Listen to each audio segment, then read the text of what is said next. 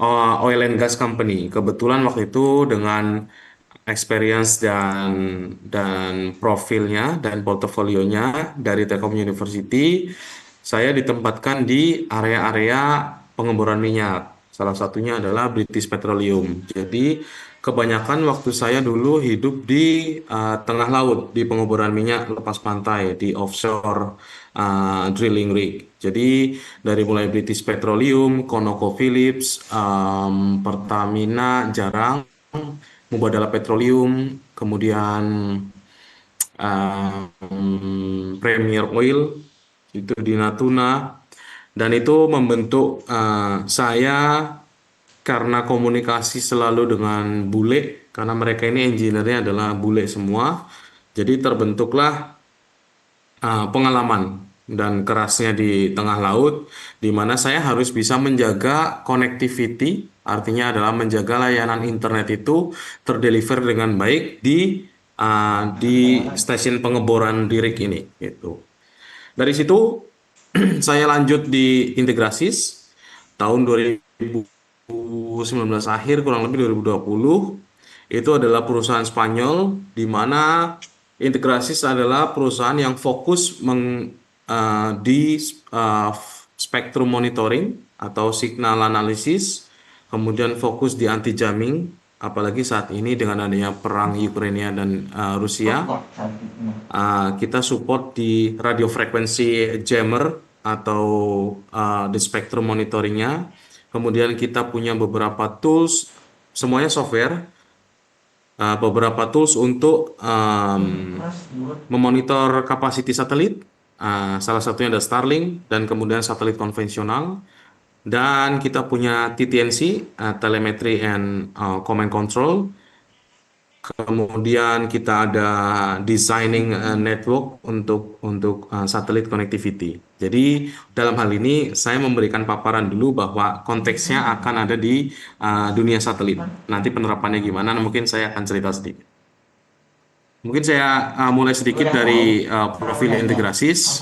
Jadi kita punya slogan atau punya logo, Building Success from Innovation. Karena kita ini software company, kita headquarter di Madrid, kita punya Research and Development Office di Sevilla, South of Spain, dan kita punya beberapa cabang office seperti di US, di Washington, di Virginia, kemudian di Luxembourg. Karena kita harus karena integrasi ini perusahaan Spanyol, jadi itu adalah part of NATO. Luxembourg itu home of NATO, yang mana NATO ini harus support Ukraina. Jadi kalau kalian ada yang support Rusia, no worries, it's okay gitu ya. Kita adalah software company lebih dari 35 tahun memberikan smart solution untuk satelit network automation. Dalam hal ini kata kuncinya adalah automation atau otomatisasi untuk para satelit operator atau penyedia pemain satelit gitu ya di Indonesia maupun spesialis saya di Asia Pasifik itu beberapa masih menggunakan konvensional, di mana sudah banyaknya teknologi memberikan otomatisasi dan itu sangat membantu di operasional pekerjaan end user atau di satelit operator sendiri. Kita menempatkan 35% revenue untuk research and development. Kemudian kurang lebih saat ini ada 100 karyawan tersebar di beberapa negara. Kita adalah pekerja lepas ya, maksudnya gini, meskipun kita ini karyawan, employee, tapi kita work from anywhere itu, selama ada koneksi, ada laptop itu aman.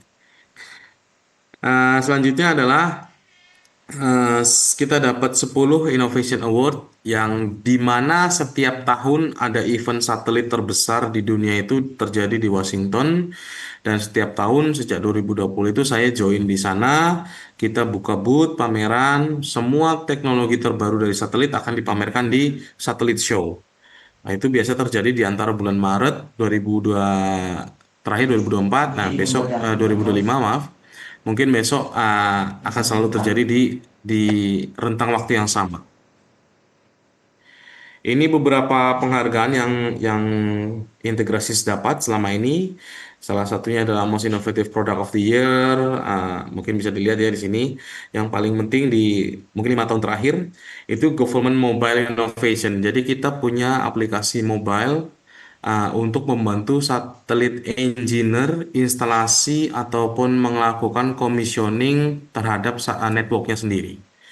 Kemudian lanjut di 2023, Teleport Technology of the Year adalah kita memprovide software untuk memonitoring kapasitas, untuk memonitoring si satelit sendiri, parameternya seperti apa, bandwidth dari satelit seperti apa. Itu kita mendapat award itu, penghargaan itu di tahun 2023 dari WTA. WTA itu World Teleport Organization, World Teleport Association nama ini. Selanjutnya, New Space Mobile Innovation, kita mengembangkan lagi aplikasi untuk mobile yang bisa diakses Android based atau iPhone based. Kemudian kita mendapat software Defined Network Innovation di 2024. Salah satu produk kita dipakai di Ukraina itu menggunakan perangkat SDR atau Software Defined Radio. Recording stopped. Selanjutnya, base contribution, sustainable satellite operation, kita memberikan long term use gitu ya, penggunaan sistem yang cukup panjang, yang flexibility-nya mengikuti umur dari satelit. Jadi rata-rata umur satelit konvensional itu antara 15 sampai 18 tahun. Recording in Kemudian progress. di bulan ini kita mendapat Better Satellite World Awards dari SSPI, itu di Amerika, untuk salah satu software company yang selalu support di dunia satelit. Jadi ini historinya dari sejak tahun 90 kita bekerja dengan Telefonica. Telefonica adalah perusahaan Eropa, dalam hal ini Spanyol. Kemudian dari 92 itu kita mendapat project dari government. 95 itu kita bekerja sama dengan National Satellite Operator di Spanyol, Hispasat. Kemudian bekerja dengan European Projects Government. Di 2005 kita mendapat paten pertama dan kemudian dilanjut 3 paten di Eropa, satu tadi di Amerika. 2007 kita bekerja untuk European Space Agency atau NASA-nya Eropa. Kemudian lanjut ke tahun-tahun selanjutnya. Mungkin saya akan mulai dari 2020 ini. Kita mendapat another US patent. Kemudian kita bekerja untuk Orange Company, Intelsat, L3 Harris, itu perusahaan-perusahaan supplier atau supplier atau manufaktur untuk perangkat military and defense. Kita bekerja untuk Ukrainian MOD, Military of Defense, kemudian ada US Government juga. Jadi saat ini yang paling krusial adalah bagaimana cara kita memonitor satelit LEO, atau mungkin kalian paham dengan familiar dengan Starlink. Jadi di beberapa negara itu kominfonya masing-masing negara itu pengen menganalisis, memonitor apakah Starlink ini mengganggu operasi satelit-satelit konvensional atau tidak. Ini organisasi company kita. Kita headquarter ada di Madrid. Saya udah beberapa kali di Madrid. Kemudian sales support itu ada di beberapa negara bagian di Amerika, Virginia, Georgia, Florida, kemudian ini USA, company United States, di Kiev, Ukraina, kemudian di Toulouse, di Prancis, kemudian di Jakarta, ada di Dubai. Saya responsible integrasi Asia itu untuk seluruh Asia dan Pacific Island. Beberapa ada di Luxembourg, London, Sydney, dan Sheffield Office. Ini contoh gedung yang kita gunakan, yang kita sewa untuk kantor. Di Jakarta kita ada kantor virtual office di DBS Tower di Mega Kuningan situ.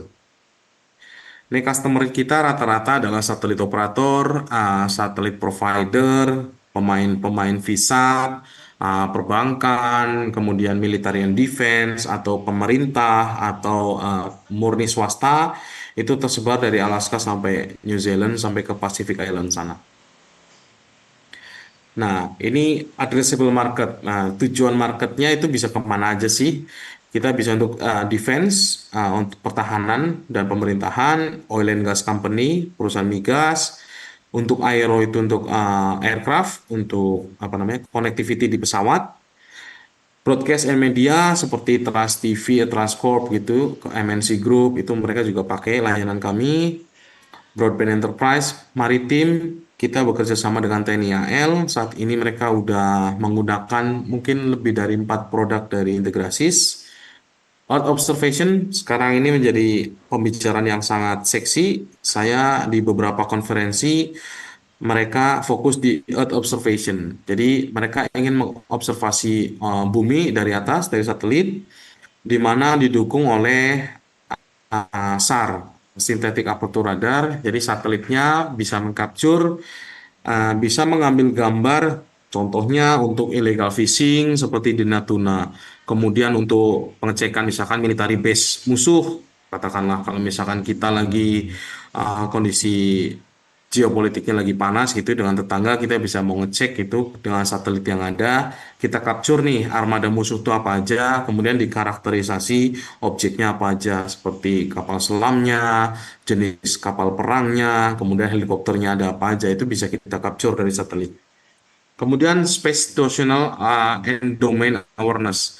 Karena banyaknya satelit saat ini, kurang lebih ada sekitar 8.000 satelit on air saat ini yang beroperasi, termasuk di dalamnya ada geo satelit, ada MEO, ada LEO constellations atau Starlink. Style atlet Dan dong itu kan. menyebabkan lalu lintas di angkasa itu sangat padat. Jadi ada istilahnya space situational domain awareness. Ada rasanya untuk tracking, untuk meminimalisir collision antar satelit.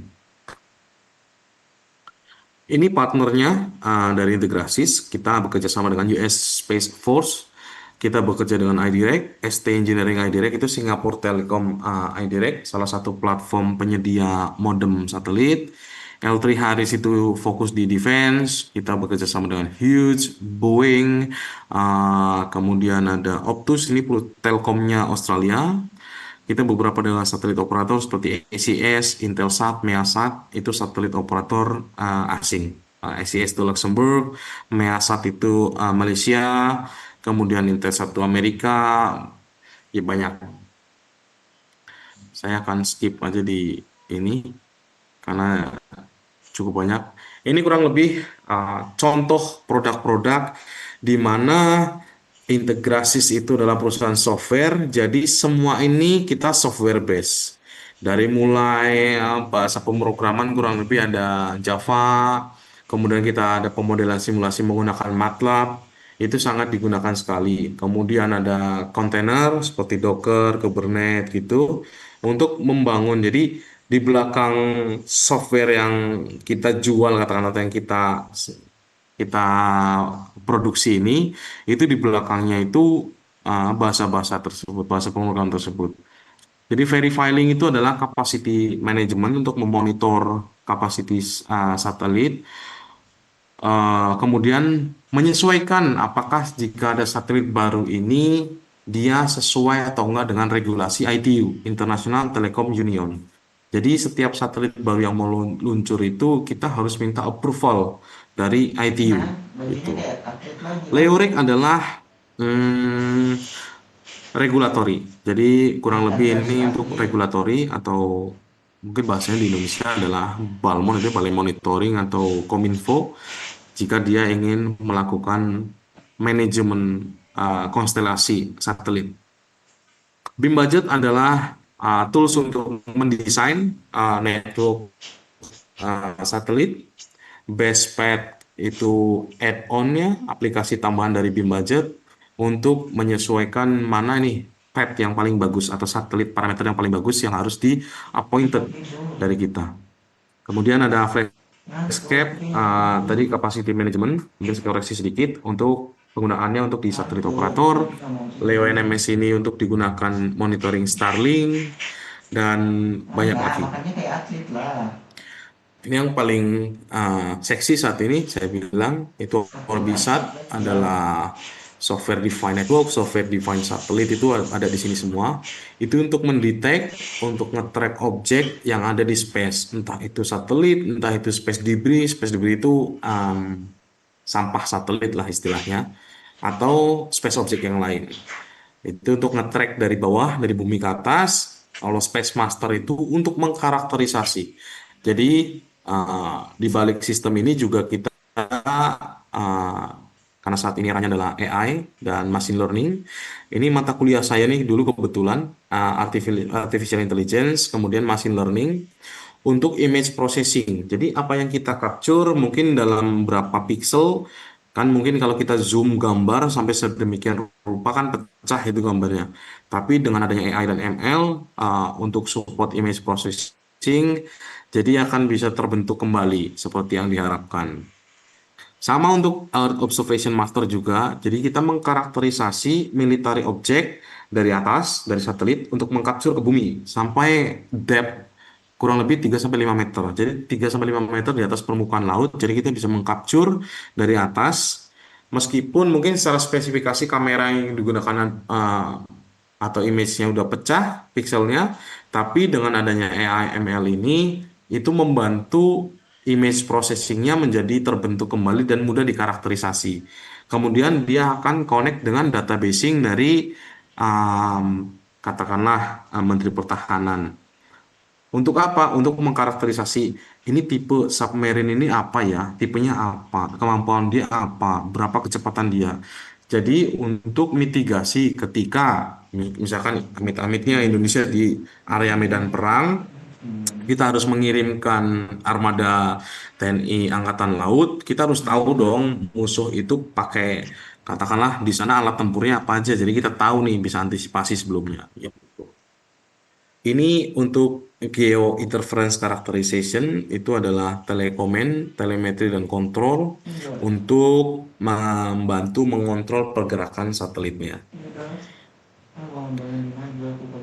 Di area network cybersecurity kita punya JAM CCS itu Counter Communication System. Jadi kita untuk menjamming misalkan kalau di Telkom ada stasiun radio pemancar beroperasi, kita yang mau iseng-iseng mau ngejam gitu. Kalau cara konvensional itu kita mungkin transmitkan power yang tinggi dari salah satu perangkat transmitter tembak ke tower tersebut untuk mengacak sinyalnya. Nah, ini untuk mengcounter dan ini penggunaannya sekarang lagi rame di Ukraina sama Rusia, di mana perangnya adalah EW atau electronic warfare. Jadi Ukraina itu menembak sinyal radio frekuensi dalam dalam high power resolution ke atas langit gitu ya, di mana drone-nya Rusia itu studi case-nya mereka akan melewati jalur itu. Jadi sebelum mereka masuk ke area Ukraina, dia akan tembak dulu nih melalui apa? Melalui radio transmitter yang dibawa. Itu. Ini untuk anti jammingnya. Jadi ada untuk jamming, ada untuk antinya, kayak kayak macam software dan antivirusnya gitu loh. Kita ada run monitor untuk proteksi operator 3G, 4G, 5G. Biasanya ini untuk VIP. Saya punya beberapa customer VIP, salah satu orang kaya Indonesia. Beliau ingin rumahnya tuh secure. Jadi dia nggak pengen rumahnya itu disadap. Jadi seolah-olah sebelum disadap kita sudah menyadap duluan untuk tidak bisa komunikasi ini terdengar dari orang luar. Karena kalau saya pun baru tahu gitu ya, kalau ternyata ada orang kaya yang benar-benar pengen rumahnya tuh dipagerin secara digital gitu, secara teknologi. Terlepas dari pagar kelilingnya yang udah tebel, tinggi gitu, ternyata dari sisi telekomunikasi pun beberapa mereka menggunakan ini. Kemudian ada radio filter, itu standalone untuk WiFi detections. Ini kurang lebih untuk IoT, smart home, dan lain-lain. Kemudian ada firmware security. Kurang lebih seperti itu. Saya mungkin lebih enak diskusi karena sebelumnya ini beberapa sedikit tambahan. Ini ada beberapa yang krusial aja nih, seperti spektrum monitoring. Ini yang digunakan kalau kalian familiar dengan PT Telkom, itu saya dulu bekerja di Telkom Satelit Indonesia.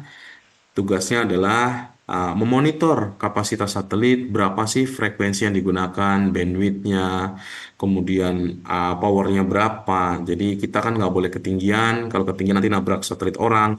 Nah itu semua dimonitor dengan software dari kami. Banyak penyedia software yang lain, cuman untuk yang familiar di pasaran saat ini mungkin saya bisa katakan ada integrasi, ada Kratos juga, itu sama-sama bermain di spektrum monitoring ini.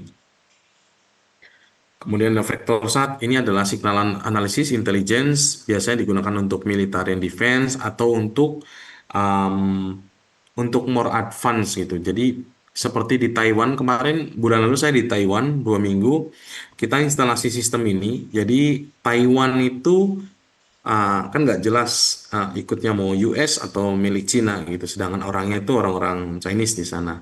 Dia ingin satu sistem ini mendeteksi sebenarnya Cina ini satelitnya apa aja dan kontennya apa aja yang ditransmit dari satelit. Nah, kita dengan adanya vektor saat ini, kita bisa menganalisis symbol rate, kemudian kita bisa menganalisis kontennya kira-kira apa sih yang dideliver dari sini. Dan di balik sistem ini itu ada mode code. Dulu saya ada istilah mata kuliah itu teknik pengkodean kalau nggak salah atau coding compression, saya lupa mata kuliahnya. Itu di sini sangat berlaku karena di sini mode code atau modulation coding dari satelit akan ditranslasi ke bahasa perangkat sehingga bisa ditampilkan di sini. Semua komunikasi ini menggunakan RESTful API, Application Programmable Interface gitu. Mungkin beberapa kalian paham. Kurang lebih seperti itu. Jadi kita bisa mengekstraksi konten dari sinyal yang mungkin bentuknya analog seperti ini. Itu. Ini Orbisat, Space Surveillance and Tracking, kita bisa mendeteksi di sisi space, di angkasa, kemudian bisa ngecek juga kapan meminimalisir collision, tabrakan antar satelit, gitu. Dan ini Clean RF, yang mana ini dikhususkan untuk military and defense, ini produk yang saat ini sudah jadi produk dan saya barusan pulang dari Jepang bersama engineer saya untuk instalasi sistem ini. Dia untuk satelit operator di Jepang yang mana aplikasinya untuk tentara di Jepang. Jadi dia ingin si tentara ini ketika beroperasi tidak ingin radio komunikasinya itu di jamming sama orang lain atau di spoof apa namanya disusupi sama orang lain. Ya, mereka menggunakan Clean RF. Ini adalah interference cancellation. Jadi siapapun yang mengganggu sinyal di area saya ini, di frekuensi saya ini, dengan adanya Clean RF, kontennya akan tetap terdeliver. Tapi kalau tanpa ini, dia akan nge-freeze, gitu kurang lebih. Termasuk juga untuk GPS, GNSS, mungkin nanti pengaplikasinya akan lebih banyak. Termasuk UHF radio, itu digunakan untuk radio airnav, komunikasi dari tower di bandara sampai ke aircraft di pesawat. Ketika dia mau landing, dia harus benar-benar tahu di mana posisi parkir saya, di titik koordinat berapa. Itu dari tower akan menginfokan itu ke pilotnya di atas. Nah, komunikasi antar itu menggunakan VHF, frekuensinya very high frequency, dan dia tidak ingin komunikasi tersebut apa namanya istilahnya kalau sinyal hilang kan rada berebet gitu ya. Dia tidak ingin kapasitas suaranya itu terkurangi. Jadi dia ingin terdeliver dengan baik apa yang disampaikan dari tower sehingga tidak menyebabkan kecelakaan di bawah. Meminimalisir. Ini adalah untuk protected communication dari satelit sendiri. Ini udah di-develop, udah dikembangkan untuk LEO constellations, MEO constellation, dan GEO satelit atau HEO satelit.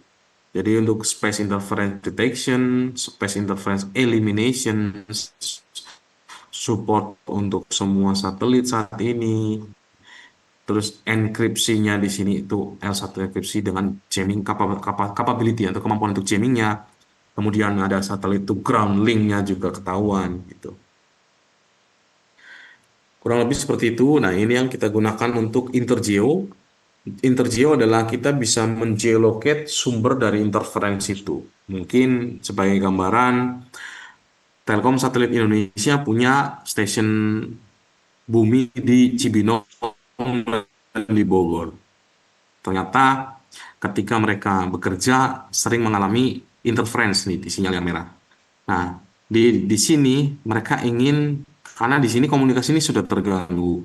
Nah, mereka ingin mengamankan frekuensi mereka ini. Mereka pengen mengamankan uh, transmit dari satelitnya untuk layanannya tetap bisa optimal.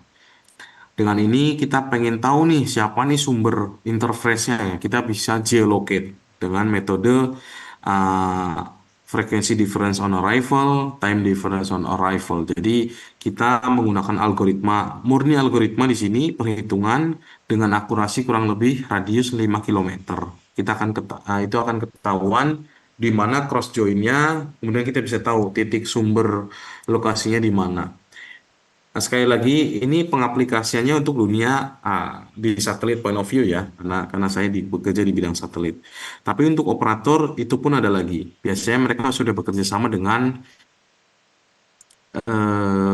apa namanya SIM card operator di Indonesia seperti Telkomsel, Excel, kurang lebih seperti itu.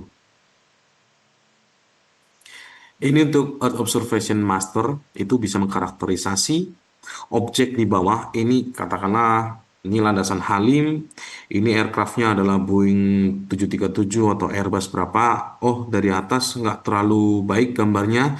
Jadi with help of AIML, jadi dengan adanya dari sisi software gitu dari algoritmik kita masukin AI modul juga di situ untuk dapat membantu mengkarakterisasi sebenarnya ini apa nih F-16 Sukhoi atau apa nih, jadi kita tahu nih untuk mengantisipasi di military base musuh itu ada apa aja nih armadanya, jadi kita bisa mempersiapkan mitigasinya dari sudut pandang pertahanan nasional begitu. Nah, ini kurang lebih alusan, ini beberapa produk yang sudah diterapkan di TNI AL. Kita juga memprovide SaaS, Software as a License, atau memberikan beli putus, istilahnya CAPEX, atau bisa OPEX juga. Jadi ini business point of view. Tapi dari kalian yang mesti ditangkap adalah kita untuk beberapa software company saat ini, mereka rata-rata juga memberikan layanan di SaaS, Software as a Service, yang bekerja sama dengan Microsoft Azure atau Amazon AWS. Jadi rata-rata semua sudah menggunakan API, kemudian untuk cloud-nya mereka mungkin dua ini yang paling populer saat ini, tapi ada banyak yang lain juga. Begitu kurang lebih. Kita menerima tailor-made project juga, misalkan ada kebutuhan custom pembuatan software, karena untuk government, untuk military, atau untuk sekolah atau kampus gitu, kita menerima itu. Cuman sangat jarang biasanya. Kurang lebih seperti itu. Moderator, jika ada pertanyaan silahkan, kita interaktif aja, jadi saya lebih santai lah. Ini kan weekend juga. Iya, baik, baik Pak Anggit. Terima kasih Bapak. Sangat teknis ya, sangat teknis dan wawasannya sangat baru buat saya. Jadi benar-benar new insight ya.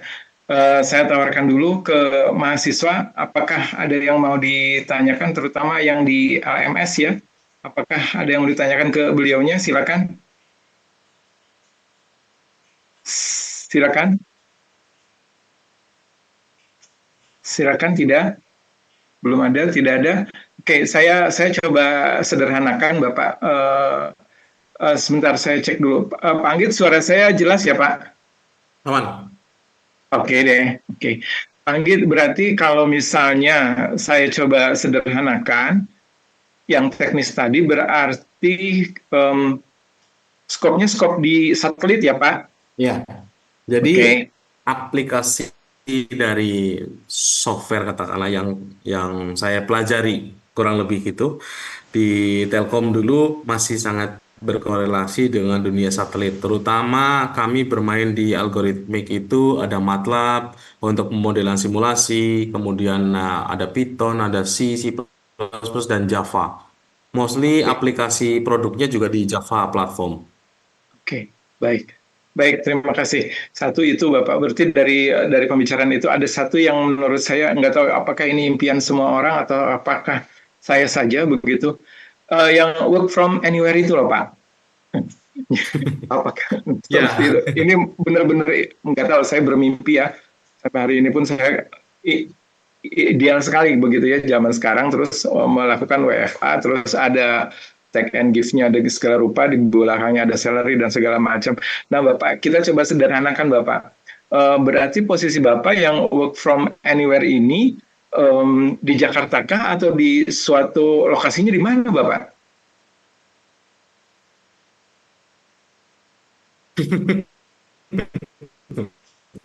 saya bingung nih jawabnya. Tapi gini, saya kasih paparan sedikit. Jadi, sebenarnya saya di Atlet Indonesia, yang sebagai karyawan Telkom Group juga, Oke, kurang lebih sekitar 8 tahun. oke, Tapi saya join di integrasi, jadi saya dual company sebelumnya.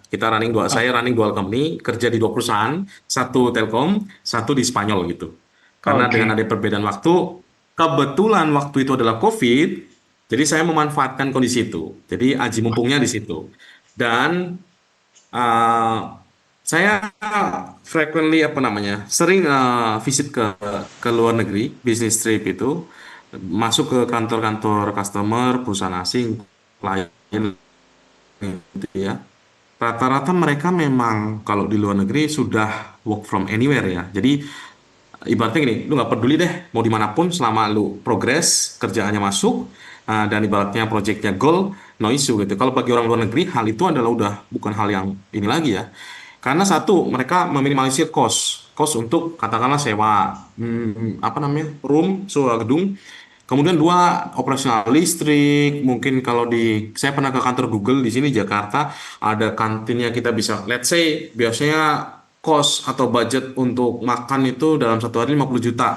Tapi dengan adanya work from anywhere Pak, kan mengurangin dong pasti dari cost of Mas. perusahaannya, pengeluaran perusahaan.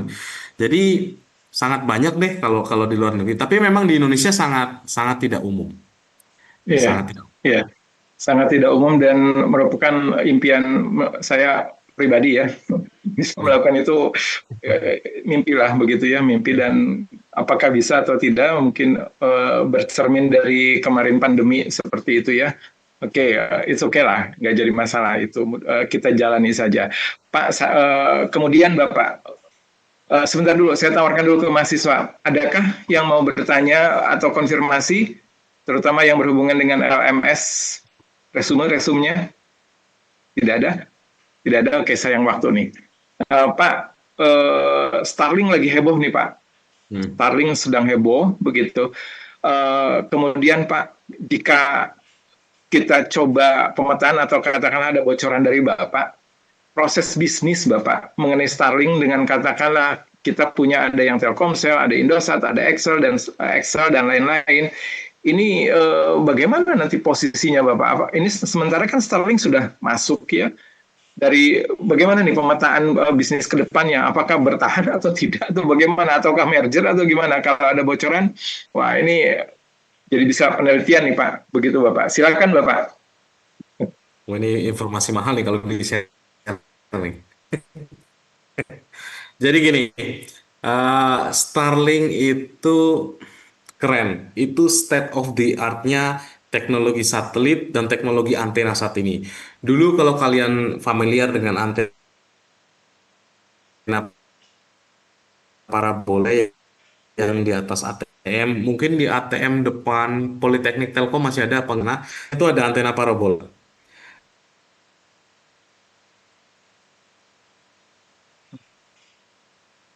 Suaranya keputus.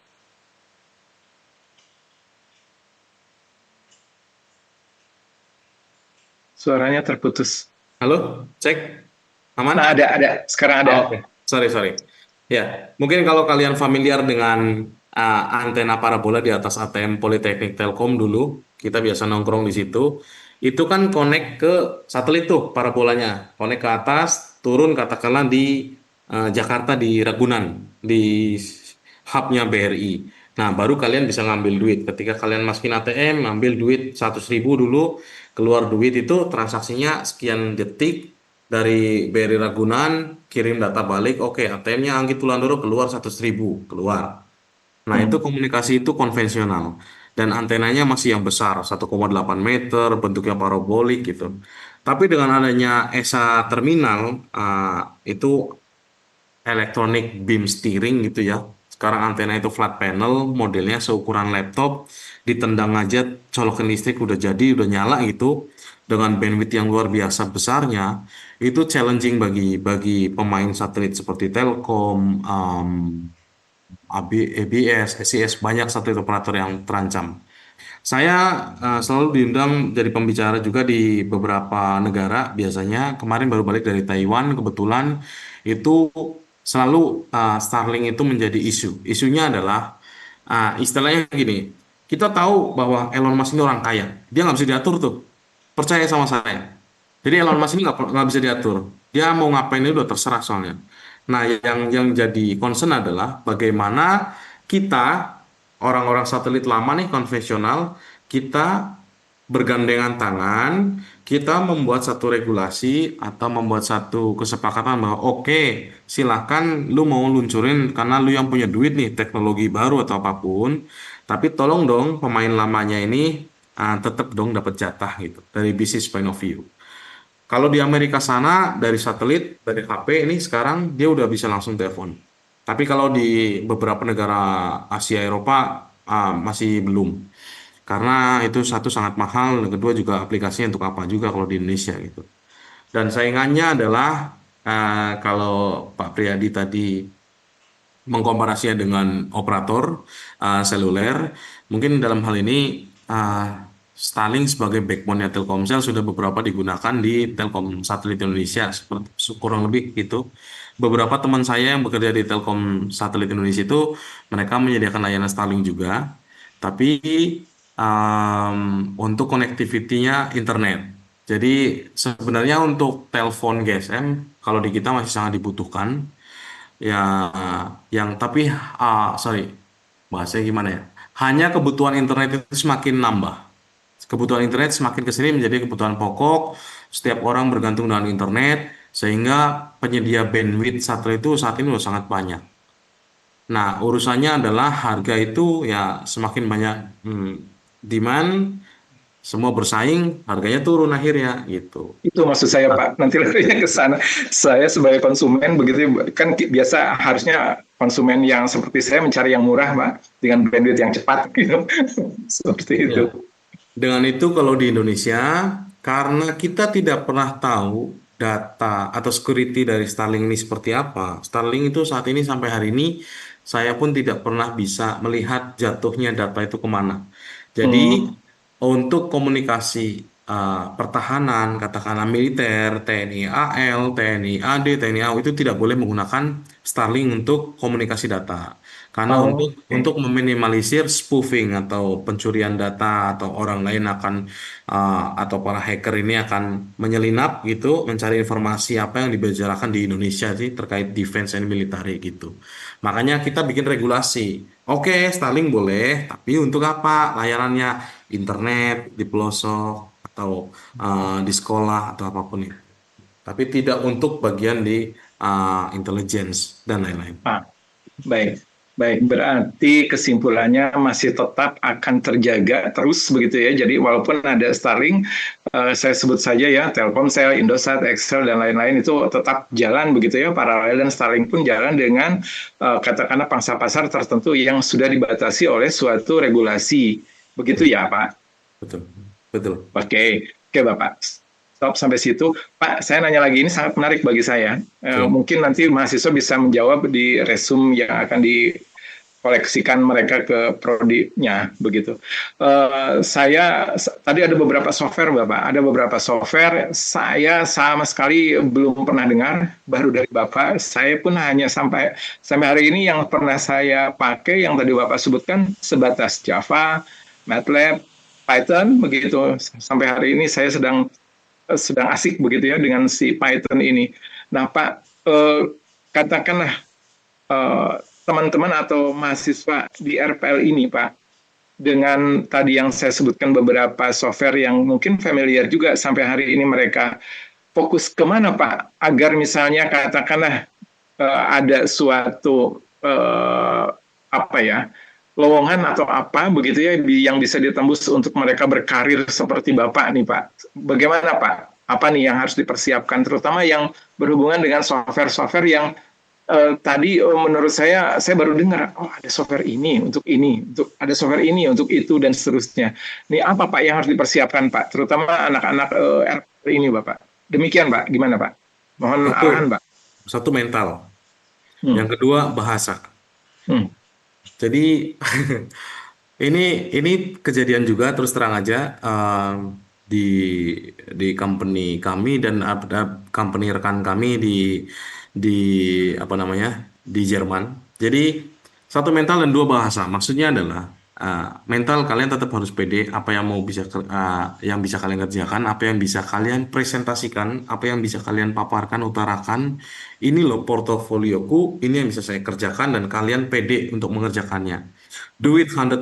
Apa yang Anda lakukan selalu lakukan apa namanya? Sungguh-sungguh. Maksudnya gini, lu ketika makan lu 100% untuk makan. Lu ketika makan bekerja itu ya 100% untuk bekerja.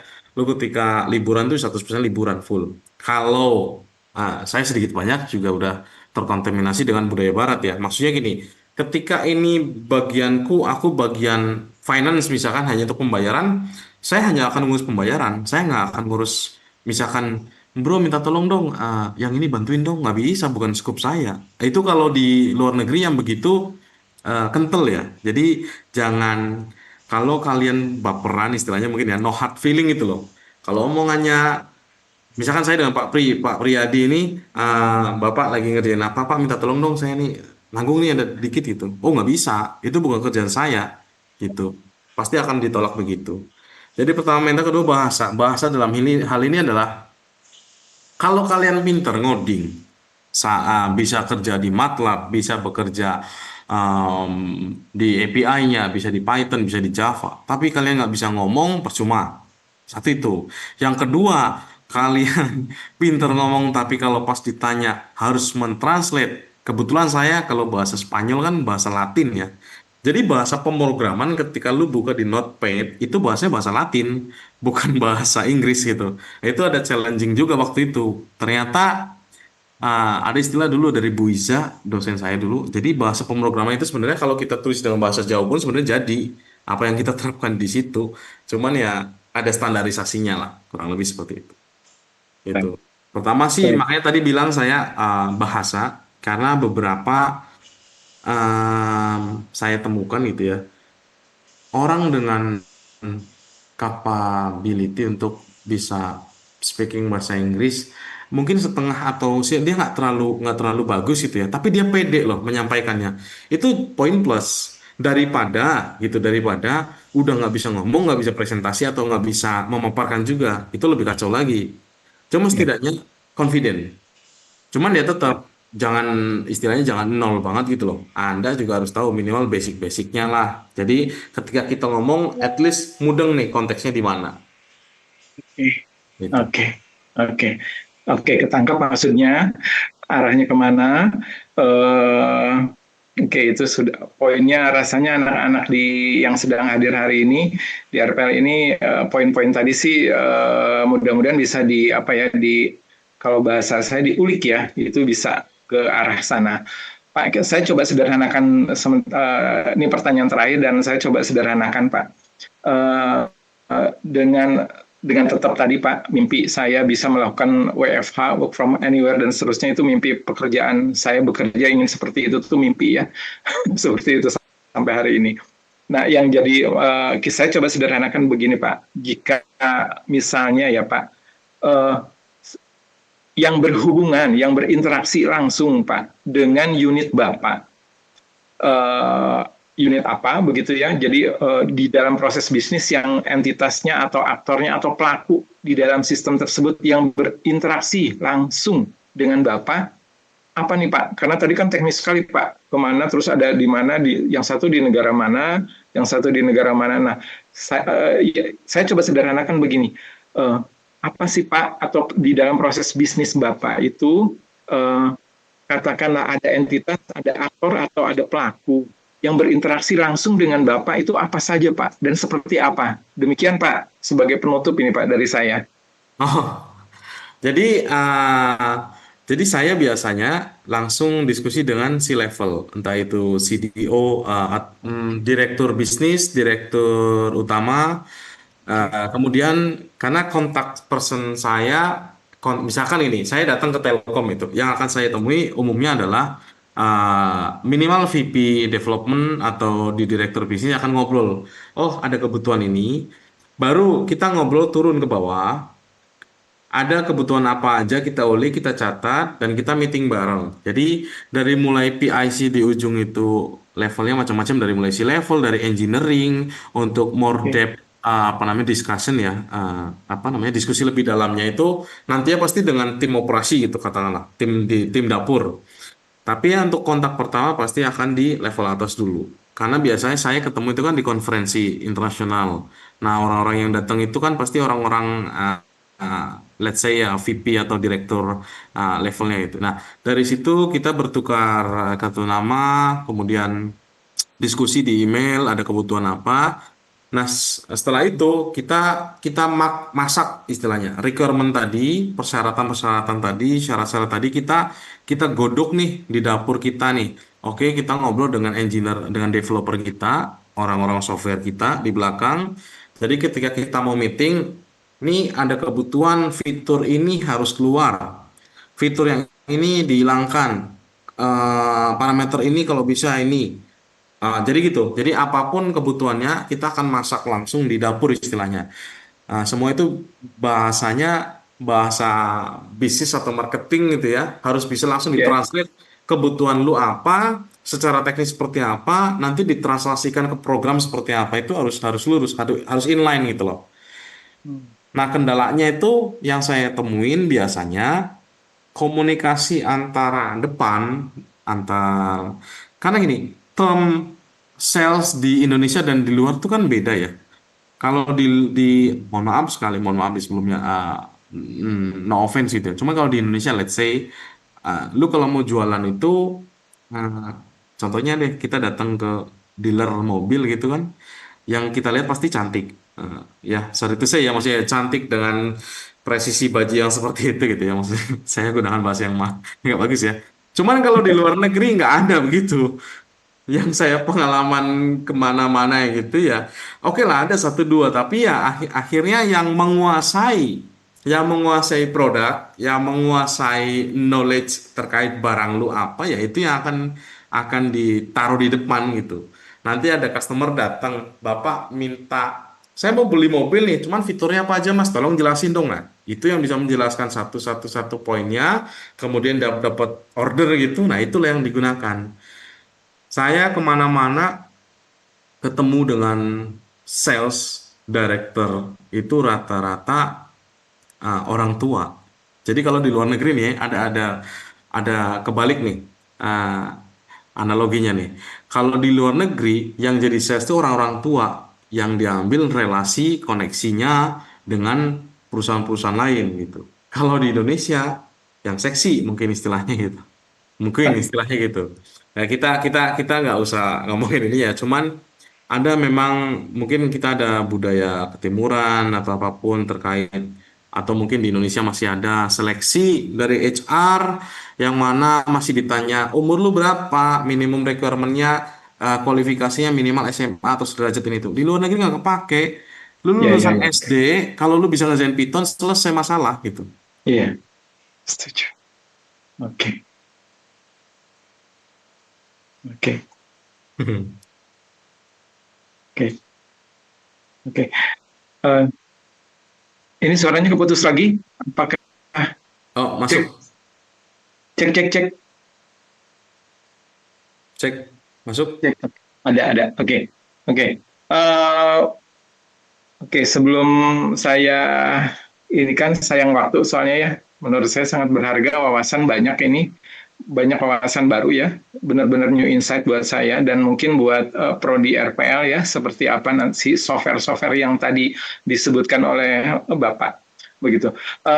Pak, ini ada waktu, masih ada sekitar 3 menitan, Bapak. Nah, mungkin ada yang mau disampaikan, Pak, sebelum ditutup, sebelum semacam apa closing statement mungkin, silakan. Eh, Baik, mungkin sekedarin lah memberikan referensi bahwa teman saya yang satu kelas dulu itu sekarang banyak tinggal di Singapura, terus terang mereka bekerja di perusahaan AI, artificial intelligence, kemudian ada beberapa yang di um, containerization, kemudian di eh, kebayang nggak kalian itu, kalian mahasiswa nih ya, ada satu perusahaan besar, nggak besar banget lah, perusahaan Singapura, jualannya itu gembok loh, gembok tau gembok kan, tapi dia jual ke Indonesia 250 juta piece, Hmm. itu yang jual orang Singapura, dan itu engineer-nya kita, orang Hmm. kita nih, teman sekelasku dulu, itu dipakai di setiap tower di Indonesia, setiap tower apa, tower sinyal itu di Indonesia. Artinya, kalau bisa, eh, nextnya nih teman-teman masih muda, kalau misalkan kalian suka dengan AI, ML, kalian harus bisa melihat ini loh, peluang, opportunity. Gue tau lah, mata kuliah AI itu, saya nggak tahu ya kalau sekarang ada itu atau enggak ya, cuman AI itu nyebelin banget lah, nggak enak gitu loh. Belum lagi kalau di Bandung dulu kuliah pagi kan setengah 7 tuh paling males lah, terus terang aja. Tapi itu kan tantangan, di mana kalau kalian bisa melihat opportunity, ke depannya nih, ada AI, ada machine learning itu yang akan terus dipakai. Mungkin saya boleh share sedikit, itu ke depannya akan besar, artificial intelligence. Kemudian di Cina saya ke Shenzhen, ke Guangzhou bolak-balik itu udah gila persaingannya di sana, udah saking saking penuhnya mereka membuang lah engineer ini ke Eropa, ke Amerika, apalagi di Amerika banyak banget orang Cina. Kemudian di Indonesia contohnya mobil-mobil BYD atau Wuling, kalau kita lihat di jalan itu udah sangat banyak. Itu karena apa? Karena di Cina udah penuh bro. Di sana itu orang udah bingung mau nerapin teknologi apa lagi gitu yang diterapin di sana gitu. Akhirnya mereka keluarlah ke sini karena mereka terlalu maju menurutku. Nah bayangin ya, di luar negeri itu mungkin 10-20 langkah di depan kita. Jadi kadang-kadang saya membawa satu solusi. Saya pulang nih konferensi, di US gitu. Pulang ke Indonesia, ketemu orang BRIN, Badan Research Internasional, atau BIN, Badan Intelijen Nasional. Saya biasa ketemu orang-orang itu. Ini loh, ada satu solusi ini itu. Tapi kan mereka belum paham. Karena apa? Jadi kita harus bisa menyesuaikan juga dengan kapasitas yang kita punya gitu. Kalau memang resource-nya belum sampai, belum ada, kita nggak bisa memaksakan juga gitu. Karena teknologi kan nggak bisa dibendung, tapi bisanya dikontrol. Nah, yang saya ingin adalah ke teman-teman, Telkom University ini, satu alumni dengan saya, satu jurusan. Siapa tahu nanti ada kalian yang bisa membawa nama baik Telkom di jenjang internasional, itu keren. Nggak harus internasional, I mean di skala nasional kalian bisa uh, menciptakan, at least berkontribusi untuk menciptakan apapun terkait Indonesia, apapun yang bisa kalian ciptakan untuk membantu Indonesia, entah itu di dunia pertanian, di peternakan. Di Jepang itu orang udah nyiramin air udah pakai AI itu, jadi ketika jam sekian dia akan otomatis. Kemudian ada helikopter otomatis tuh, saya lihat sendiri soalnya ya, ini helikopter kecil ngapain gitu, dia nyemprot, ntar dia balik ke titik poinnya sendiri, drone-nya itu. Kan gila gitu, maksudnya nggak kepikiran di kita tuh masih urusan ijazah ini palsu atau asli gitu loh. Nggak ke politik ya, cuman debatnya itu udah di sana orang udah ngurusin jauh gitu loh, tapi di kita masih seperti ini. Jadi tolong, eh, browsing, apapun browsing buat teman sebanyak mungkin.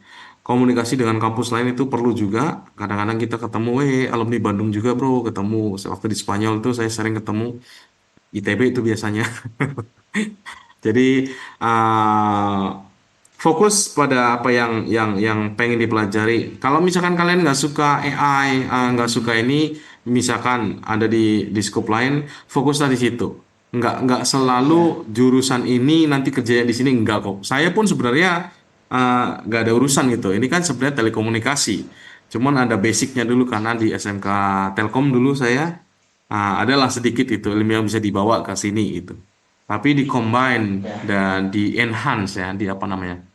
Ditingkatkan di tell you dulu, Jadi setidaknya ada nih rasa kontribusinya untuk kampus juga bahwa ada loh aplikasi-aplikasi atau mata kuliah yang dulu dipelajari itu benar-benar diterapkan betul seperti software defined network. Dulu ada mata kuliah itu ada AI, ada machine learning, kemudian ada pemodelan dan simulasi, apapun itu bentuknya.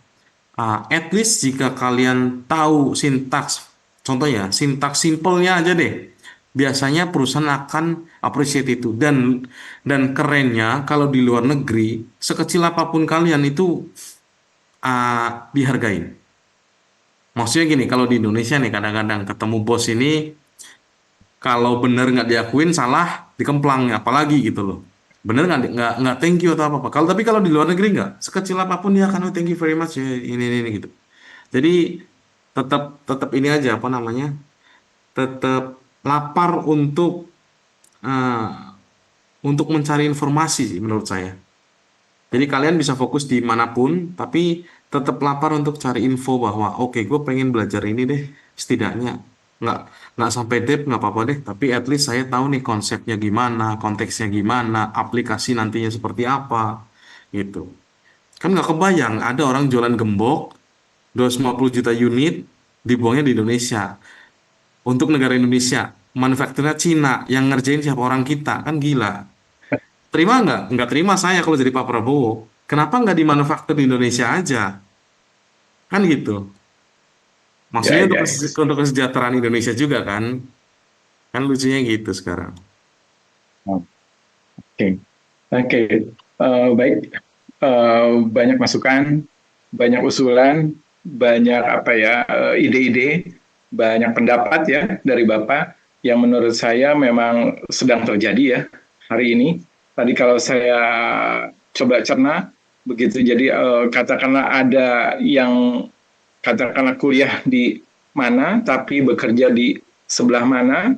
Terus kita coba explore, kita coba apa ya, ya itu tadi bahasa saya ngulik ya, akhirnya kita langsung bisa berkarir seperti itu, dan itu menurut saya sedang terjadi di kita. Jadi kalau tadi obrolannya tadi